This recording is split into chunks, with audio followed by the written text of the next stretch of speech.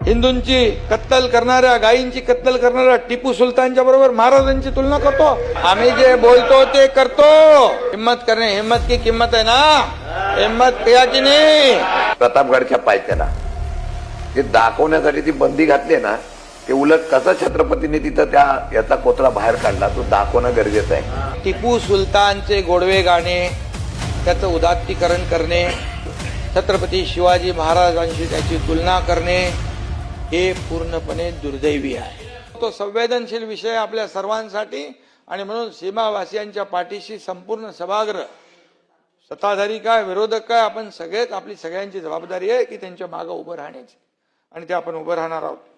आणि म्हणून या ठिकाणी भाई, आपण भाषणाची सुरुवात, महाराष्ट्र हे पुरोगामी राज्य आहे का, या महाराष्ट्रामध्ये आणि मुंबईमध्ये धार्मिक उन्माद वाढलाय, महाराष्ट्राचा लौकिक असा आहे, आरोप केला, जातीय तेढ निर्माण होते असा देखील आरोप केला।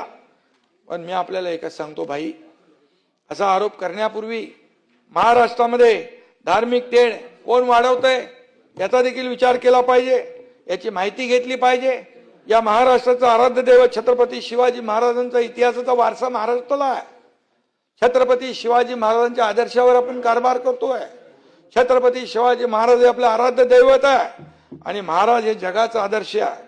आज छत्रपती शिवाजी महाराज जयंती फक्त देशात नाही, महाराष्ट्रात नाही, जगभरामध्ये साजरी होती आहे, आणि म्हणून याचा सगळ्यांना आपल्याला अभिमान असला पाहिजे। मात्र आपले प्रदेशाध्यक्ष हिंदूंची कत्तल करणाऱ्या, गायींची कत्तल करणाऱ्या टिपू सुलतानच्या बरोबर महाराजांची तुलना करतो।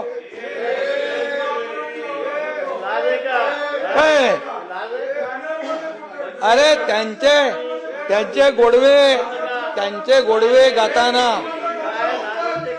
आणि टिपू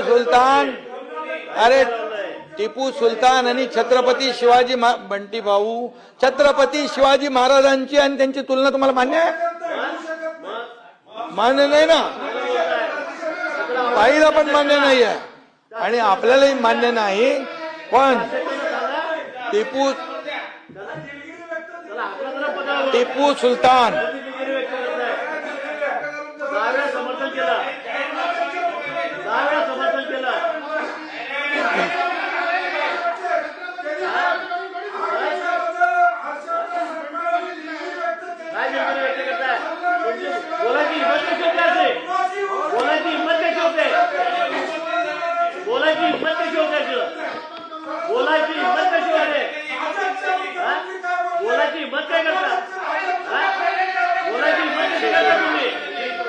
अरे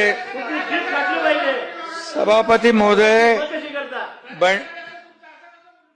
बंटी पाटील साहेब, आपल्याला एकच आहे की टिपू सुलतानचे गोडवे गाणे, त्याचं उदात्तीकरण करणे, छत्रपती शिवाजी महाराजांशी त्याची तुलना करणे हे पूर्णपणे दुर्दैवी आहे।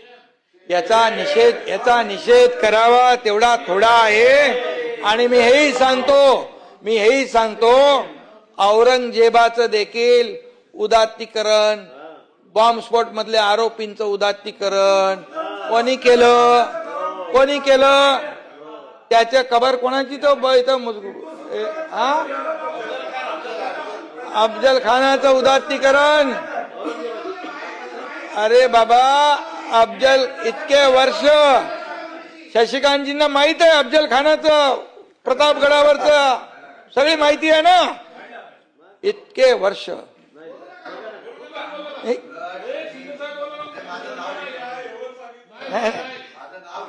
रेफरन्स साठी घेतलं। तुम्हाला माहिती आहे, सांगितलं मी, तुम्हाला माहिती आहे, तुम्ही साक्षीदार आहात। आणि म्हणून जे हिम्मत करणे, हिम्मत की किंमत आहे ना, हिम्मत किया की नाही। आणि म्हणून